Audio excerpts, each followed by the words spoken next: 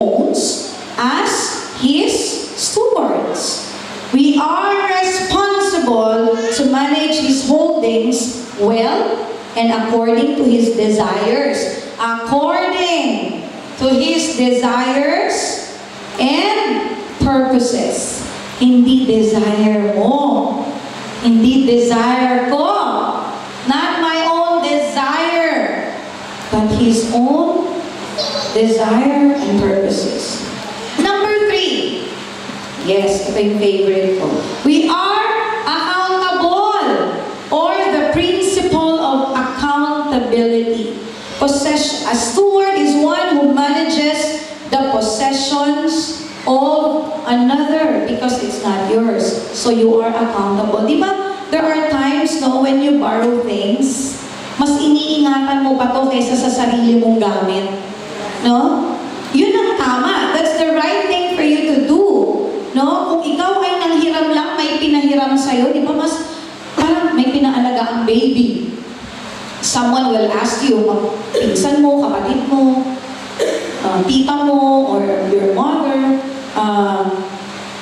pagkakatiwalaan ka nila to take care of a baby.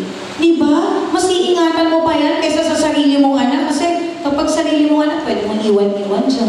Pero yun, hindi. Ako, nag-wait na ba yan? You will always look after yung titingnan mo niya kung puno na ba yung diaper niya. So, that's how we treat things, people, na na ipinagkakatiwala sa atin. Hindi lang tayo basta, nag-aalaga or nag-iingat. And of course, we are all stewards of the resources, abilities, and opportunities that God has entrusted to our care. And one day, each one of us will be called to give an account for how we have managed what the Master has given us. Yun eh. Yung akala natin kasi, di ba, minsan, binigay na yan sa'yo, bahala ka na. Naakala mo, after that, okay na yan. But the truth is, lahat, all of the gifts, the things that God has given us, graciously given us, one day, we will face Him. We will be asked by God, ano daw, how we had managed what He has given us. Amen. This is the maximum taught by the parable of the talents.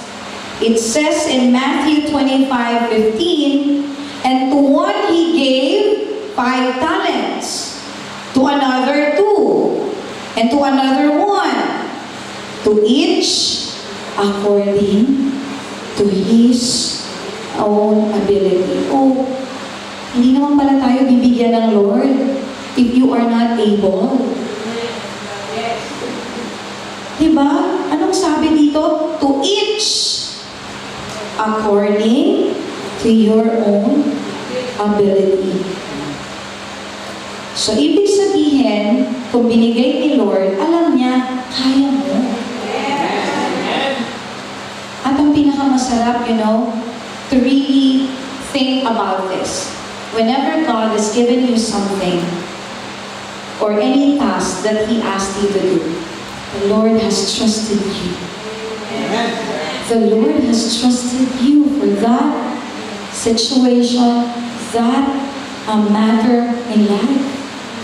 He trusted you in that. So, anong dapat, di ba? Whenever someone, di ba, dito, when your parents ask you to withdraw big amount of money, ibig sabihin, di ba? If your parents will ask you to withdraw a big amount of money, it means, di ba, pinagkakatiwalaan ka na enough. Meron ng tiwala sa'yo. Hindi na daw kasi dati-dati, yung piso lang na naiwan eh. O 50 pence lang naiwan eh. Pagbalik, wala na. Uso yan dun eh, no? Yung pagbarya, naiwan, di ba? May bolt. Kasi ako, in my room, you will just see a lot of coins inside my room.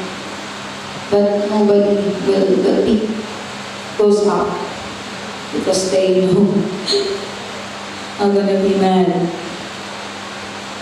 No, if even your pastor, okay, example, your pastor will try to ask you to lead the worship in such a big crowd of people. So what will you feel? What will you think about it? Oh, grabe naman.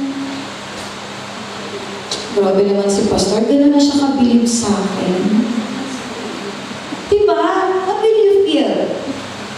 Much more if it is God who gave you that ability. Hindi ba dapat you rejoice? Thank you, Lord. You have trusted me in this particular task, this particular ministry. Do it very well. Give your best shot. Nandito ka na rin lang eh. Magpepetics ka pa. Sayang naman time mo. Sayang effort mo. You're just wasting your time if you're just sitting down on your chair and you're not doing anything because we are part of the body of Christ. Remember that. Lahat po tayo, we have our own assignments. We have our own part in this body. Hindi ka man worship team, pwede ka naman worshiper You can worship. Diba? Sa CR. Sa toilet, sa bedroom mo. Kidding aside. Kung nandyan sila, you worship. Pag kailangan mo bang lumapit dun sa harapan, ano bang gusto mo? To worship God o to worship you? We have to understand in every ministry na kung saan nandun tayo, we are involved with. We have to understand. This is God's ministry. This is God's ministry. God, you know, God believes in me. At tama lang that you return to the Lord what is due to Him. God has entrusted authority over the creation to us. Hello? Remember, lahat ng nandyan sa labas, pinigay ng Lord sa atin yan. We are called to exercise our dominion under the watchful eye of the Creator, managing His creation in accord with the principles He has established. Like the servants in the parable of the talents, we will be called to give an account of how we have administered everything we have been given, including what? Our time. Oh, how do you spend your time? FB, Instagram, Twitter, eating, dating, bar hopping. Hindi ako kasi marunong yan eh. Tsaka with my age,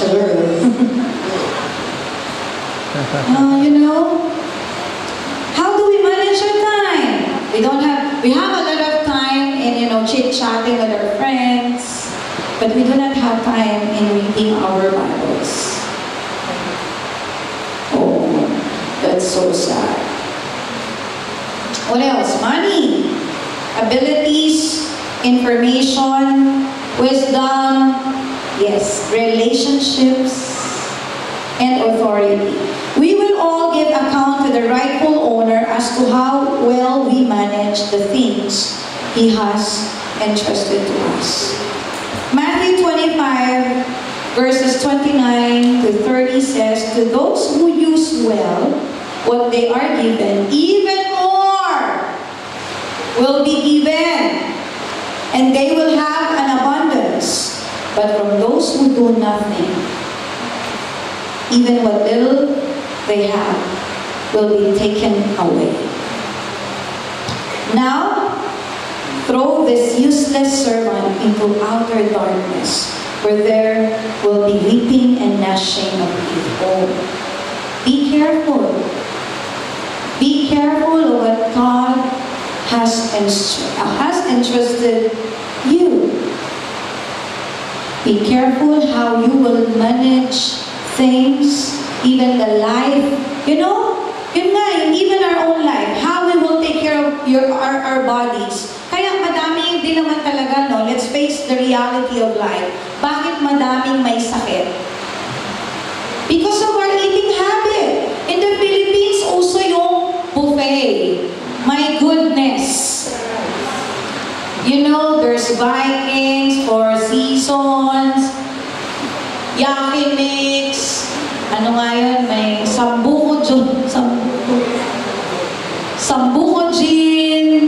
Sambuco doon, Sambuco dito. No, a lot of buffet restaurants.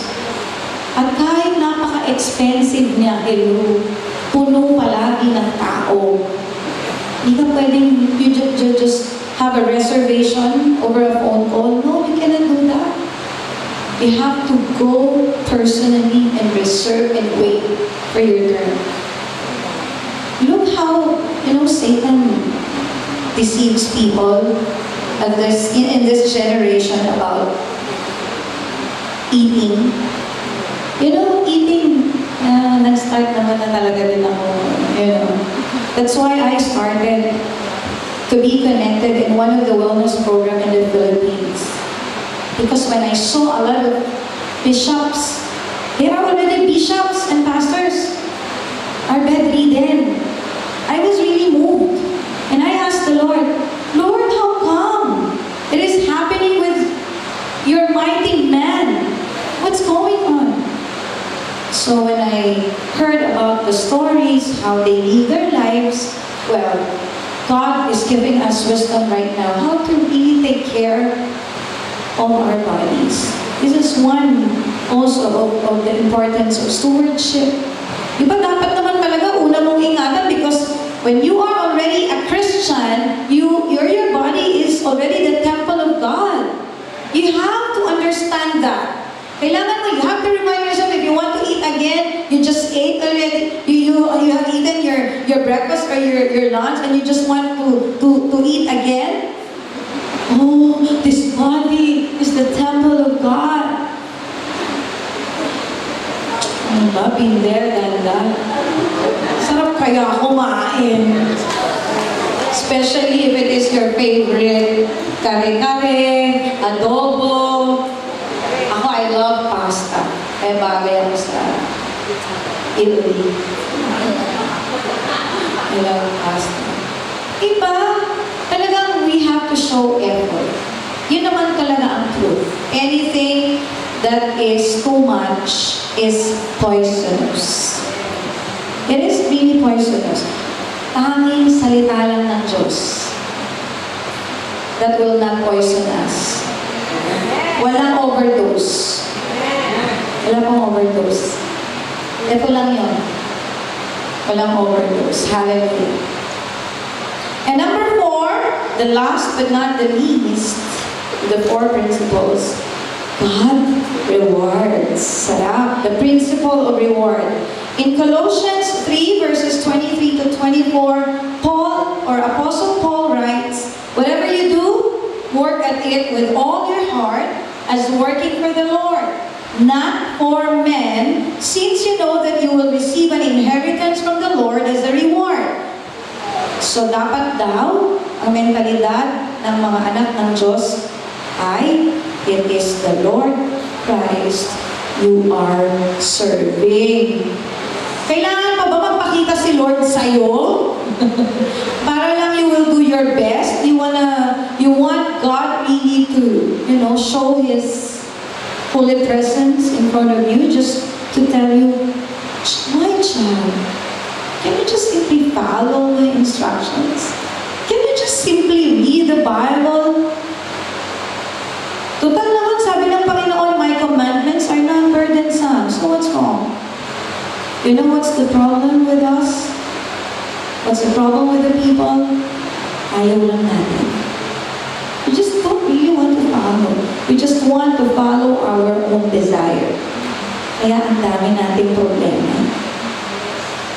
Diba? Walang masama to plan good things for our, even ako, I have my children already.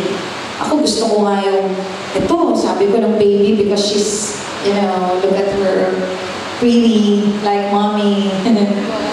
Okay, alright. Gusto ko talaga siya mag-artista ng bata. Isa gawin bulilit. Ayaw niya. Sains ako. Di ba? Sige na, anak. Parang di na ako magtatrabaho. Ang galing, no?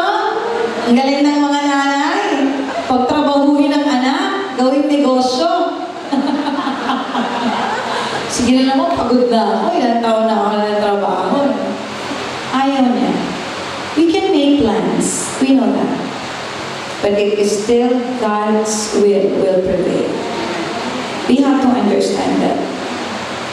So whatever God has entrusted to us, ano man yan? Maliit, malaking bagay. Sabi nga, paano daw tayo? How can we be trusted sa malalaking blessing? Ngayon pa lang gusto mo bigger blessing. And God is testing you already with the small things, pero di ka makagraduate. Di ka makapasa. Pasahan mo muna. So you can be able to enjoy the bigger and bigger blessing and favor that you are desiring. Because God knows it already. Alam na ni Lord yun eh. He knows our desires. He even knows the very secrets of our hearts. Hello. Alam niya, we cannot hide anything from the Lord. Hindi mo pa sinasabi, alam na niya. He even knows the number of your hair, kung meron pa. Meron ulit. Actually, hindi ko naman po nakita si Pastor. Sorry, hindi ko naman po siya nakita walang hair. I didn't see him without that. But, that's the best thing for us to be reminded that God knows everything. And, you know what? He knows what's best for us. He knows the very best for each one of us. Tayong parents, kung we love our children, God loves our children more than we love them. Hello! If we love ourselves, God loves us more than we love ourselves because He has given His life for us. Ikaw ba kaya mong bigay yung sarili mo para sa sarili mo? You can't even do that. But God did it for you. For you, for you, for you. For all of us. So we can experience life to the full. Hindi full F-O-O-L ha, hello. Huwag tayong maging ganon. Kasi si Satan lang ang may gusto nun sa atin. Sabi nga daw, lahat ng tao are obedient. Lahat ng tao obedient. Depende na lang kung sino sinusunod mo. Di ba? Sabi niya, ikaw, tamad-tamad mo, hindi ka na lang sumusunod. Ngayon, alam ko na, what will I tell to my children? Ayan, sige, sumusunod ka na naman kay Taning. Hindi na naman si Lord ang sinusunod mo. Kasi masipag naman daw, ay obedient naman daw. People are obedient. But the question is, who are you obeying? Who are you following? So, I just hope that you have received indeed the lesson, very important Word of God for all of us today. That He trusted us in this church. God has put you. He brought you into this church. There is no such thing as perfect church. Hello. Because if you are looking for a perfect church at nandun ka, hindi na perfect yun.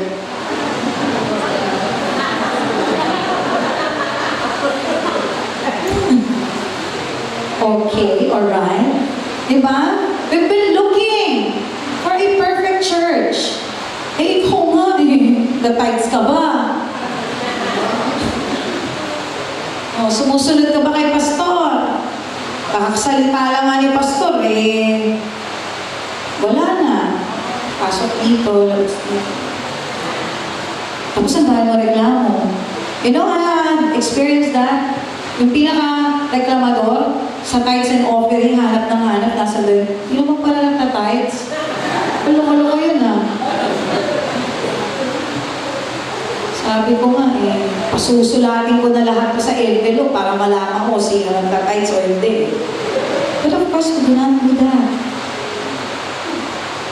Dahil God has trusted us. Diba? He didn't even force us. And in every decision that you will make, totoo yun ano, if God did force us to accept Him as our Savior and Lord, or to follow His instructions, mas lalong hindi rin tayo pwedeng pangunahan ng diablo. So it will always be about your decision, your choice. So let's not keep on blaming Satan for what is going on in our lives. It is your own choice. Hello? Pinili mo yung boyfriend mo na yan, ang sakit-sakit ng ulo mo, iyak ka ng iyak. Sinabi na nga ni Lord do not be equally yoked with unbelievers. Let's just pray for him, pray for her. Prayer move mountains. Mountain yun. Mountain ba yan? Oh, kidding aside. Let's be serious with God's word, with His plan sa ating buhay. Why? Kasi doon mo lang mararanasan yung real joy, real peace that you cannot get from the world. The real joy, the real blessing, the real favor. It is our favor alone that brought us here in London. It is our first time. Actually, choosy pa ako. You know why? Because I have a church in Santa Rosa, Laguna. So, since December up to April, you know, I'm going out of the country already. Then, requesting to lead the worship and speak. So, you know, I felt guilty that ilang buwan na akong Lord na wala sa church. I have a lot of things to catch up with, you know. Parang mga anak mo na eh. Even 3 years pa lang naman yung church. I am only 2 years pastoring the church. So, pero sabi ko, Lord, if it is really your will for me to go to London, of course I will follow. Diba? Choosing pa. Lord. Siguro sabi ni Lord, anak, choosy ka talaga? Naayawan mo pa? But because God knows my heart. Hindi mo siya pwedeng bulahin na okay lang mo. Pupunta mo. Kung naman ako pwede makipagbulahan sa Kanya eh. But because He knows my heart and my desire was